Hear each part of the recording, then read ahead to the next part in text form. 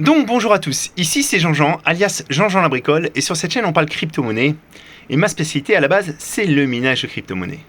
Mais les crypto-monnaies c'est vaste, et je me suis depuis quelque temps intéressé aux nodes, au montage de petits nodes, donc ça se fait sur des petits PC en fait. On peut aussi recycler ces anciennes machines, mais moi j'ai préféré, par souci aussi de place, d'utiliser des petites machines comme ça. Et bientôt j'aurai l'occasion aussi de vous montrer, parce que je suis en train de monter un node partagé pour le projet Raptorum. Donc je vais aussi, j'en ai profité pour démonter la machine pour vous montrer un petit peu ce qu'il y a aussi dans ces mini PC. Voilà. Donc ça, ça sera un futur sujet, mais aujourd'hui je voulais vous parler un petit peu d'une problématique. Alors je pense qu'elle est vraiment franco-française. On fait un pas en avant vers les cryptos, on fait deux pas en arrière. Donc il y a des différentes propositions de loi, des différents régulateurs qui malheureusement fragilisent à mon avis notre écosystème crypto. Et je voulais voir avec vous ça un petit peu, je voulais pousser un petit peu un coup de gueule. Voilà, donc on va tout de suite passer dans le vif du sujet. Et ça fait klaxonner les gens d'ailleurs. Alors, le premier projet de loi, c'est concernant les crypto-influenceurs. Donc ce projet de loi, je me suis permis de reprendre un tweet de BFM Crypto, parce qu'il est très bien fait. Pour faire simple, si la proposition venait à être adoptée, les crypto-influenceurs ne pourront plus promouvoir un projet crypto contre une rémunération. Donc ça paraît un petit peu logique, parce qu'il y a eu des dérapages. Il y a eu des gens qui se sont exilés dans d'autres pays et qui ont promu des projets qui étaient vraiment très borderline, voire qui étaient vraiment des scams, contre rémunération, et parfois sans en informer leur communauté. Donc, qu'on soit bien d'accord, je ne suis absolument pas contre une régulation à ce niveau-là. Mais le problème, c'est qu'en fait, là, on passe de tout est permis, à rien n'est permis. Et encore une fois, c'est ça qui est problématique. Alors, en plus, pour en reparler, donc j'ai quelqu'un que je connais un petit peu, qui est sur le Discord, c'est Ispac30, qui est pas mal présent sur Twitter aussi, qui a dit attention, loi en vue, c'est bien comme ça, car il faut faire du ménage chez les influenceurs nés de la dernière pluie, qui vendent avec du papier cadeau des scams, et prendre soin de nos youtubeurs qui vulgarisent la crypto depuis des années. Moi, ce qui me dérange vraiment, c'est qu'en fait, c'est comme pour tuer une mouche, prendre un bazooka. Et ce qui va se passer, ce qui risque de se passer, c'est qu'en fait, justement, des youtubeurs qui vulgarisent les cryptos depuis des années, qui mettent toujours en avant quand ils ont un contenu sponsorisé, eh bien, ça va leur tarir toute cette source de revenus. Et je pense à certains de mes confrères qui se sont lancés un petit peu corps et biens dans leur passion. Aujourd'hui, malheureusement, YouTube, Twitch, etc. ne permettent pas de tirer un réel salaire. Donc, quand on veut vraiment se lancer à 100% dans cette activité, on est obligé de faire appel à des projets. Et il y a des projets qui, de toute façon, demandent de l'attention. Voilà. Donc, moi, je trouve que c'est vraiment, si ça passe en l'état, c'est très préjudiciable et ça risque de fragiliser beaucoup de personnes qui travaillent, qui se sont lancées justement dans cet univers pour être crypto-influenceurs, mais surtout vulgariser les cryptos. Et ces personnes-là, elles vont peut-être devoir arrêter, reprendre une activité, et du coup, elles pourront moins consacrer de temps. Donc moi, je trouve que c'est très très dommage. Je ne suis pas totalement concerné, j'ai déjà promu des projets, je l'ai toujours bien indiqué de façon très claire, je l'ai bien indiqué à YouTube, et puis j'ai déjà fait je mets des mises en garde, mais je trouve que voilà. Encore une fois, on ne fait pas dans la demi-mesure, et c'est un petit peu déconnecté d'une certaine réalité. Donc ça concerne surtout en fait les informations que vous pouvez avoir, que vous pourrez avoir dans le futur. Donc c'est quand même important de le signaler. Mais le deuxième sujet qui est beaucoup plus problématique, c'est celui-ci. Donc c'est un projet de loi qui vise à protéger les Français à la base par rapport au scandale d'FTX. Donc suite à la récente faillite d'FTX, etc., l'AMF, donc l'autorité des marchés financiers, l'amendement vise à ce que les sociétés n'aient pas seulement un enregistrement, parce qu'aujourd'hui les sociétés qui sont implantées en France doivent avoir un enregistrement PSAN. Apparemment, c'est quelque chose qui est difficile déjà à obtenir, qui demande beaucoup de temps. Et après, le problématique, c'est que dans ce projet de loi, ils veulent rendre obligatoire un agrément. Et alors, il faut savoir que pour l'instant, il y a personne qui n'a d'agrément, personne n'a été jusqu'au bout, n'a finalisé ça. L'agrément, il sera délivré par l'AMF, donc il faut que l'AMF aussi puisse digérer et traiter toutes les demandes qu'ils vont recevoir, hein, parce que pour faire ce genre de demande, c'est toujours long, ça demande des allers-retours aussi, j'imagine. Hein. Et la problématique, c'est qu'en plus, ils veulent rendre ça obligatoire au plus tard le 1er octobre 2023. Donc si ce texte reste en l'état, s'il est voté, la problématique, c'est qu'en fait, beaucoup de plateformes donc, vont soit se retrouver illégales, soit vont fermer leurs portes.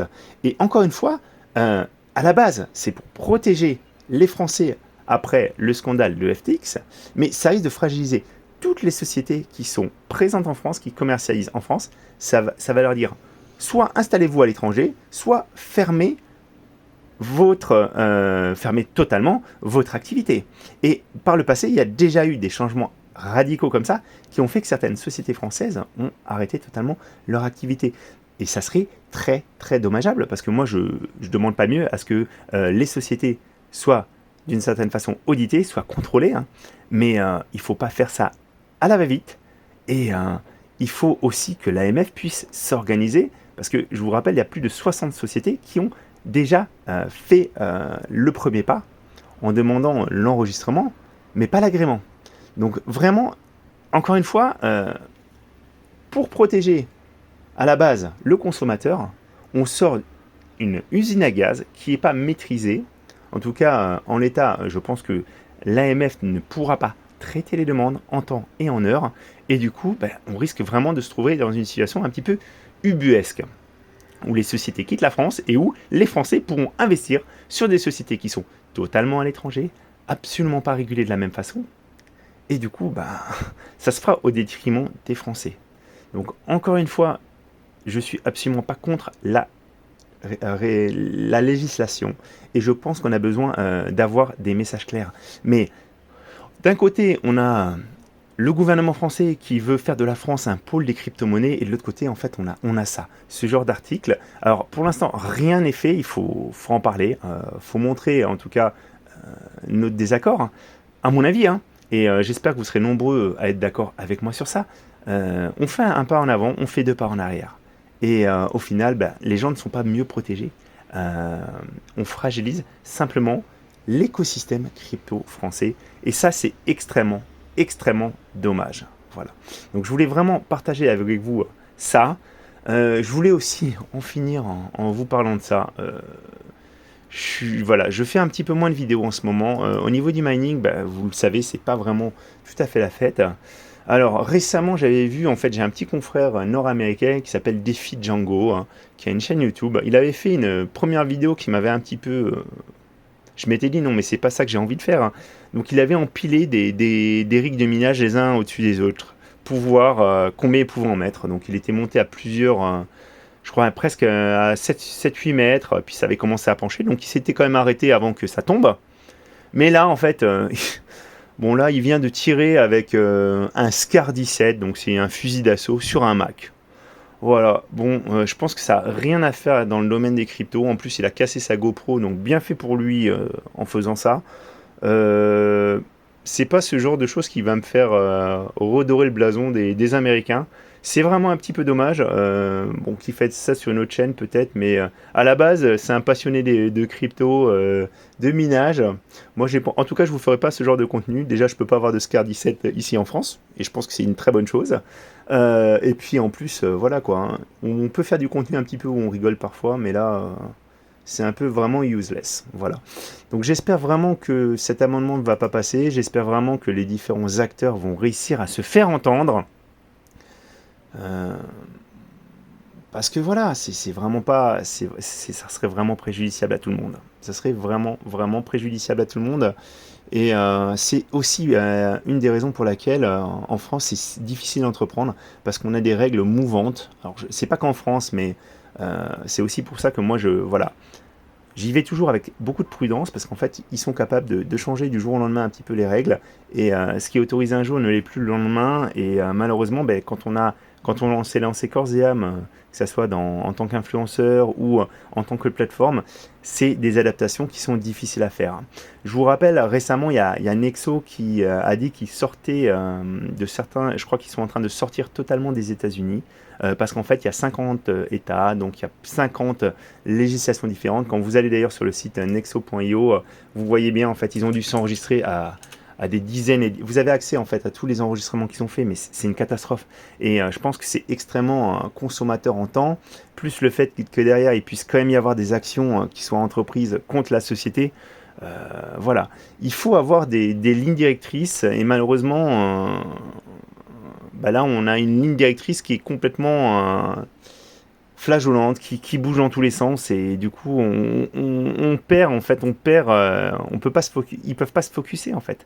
C'est tout à fait compréhensible. Voilà, c'est dans la partie licence, je crois qu'on voit tout ça. Où est-ce qu'ils ont été se faire enregistrer? Et vous voyez, en fait, ils sont enregistrés dans tous les États, donc ils ont dû faire des démarches dans tous les États, déposer des dossiers, etc. Voilà. Moi, je me mets à la place d'une compagnie qui veut se lancer aux États-Unis, c'est catastrophique, c'est catastrophique. Et en Europe, c'est pas si simple parce qu'il y a toutes ces différentes législations.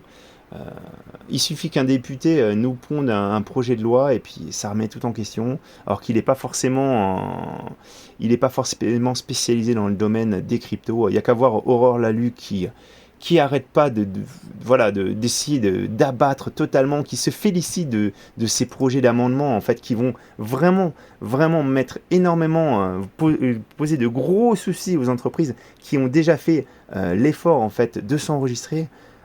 Ça va pas dans la bonne direction malheureusement.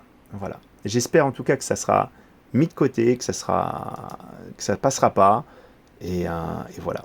Donc c'était Jean-Jean pour vous parler un petit peu malheureusement des, des mauvaises nouvelles dans les cryptos. De toute façon, on a fini 2022 de façon un petit peu bizarre et bon, j'espère que quand même on va avoir une belle éclaircie en 2023. En tout cas, il y aura une belle éclaircie le 21 janvier au Crypto XR. Voilà pour moi. À très bientôt les amis.